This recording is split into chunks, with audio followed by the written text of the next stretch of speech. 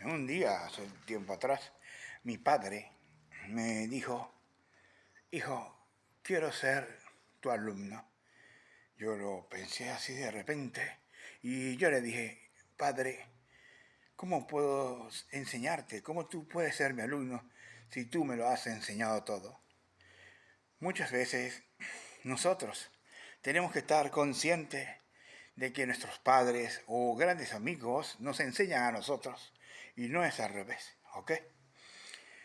Eh, Muchas veces también la humildad hace al maestro, ¿ok? Hay que tratar de ser humilde y ser sencillo es el primer paso, ¿ok? Namaste a todos.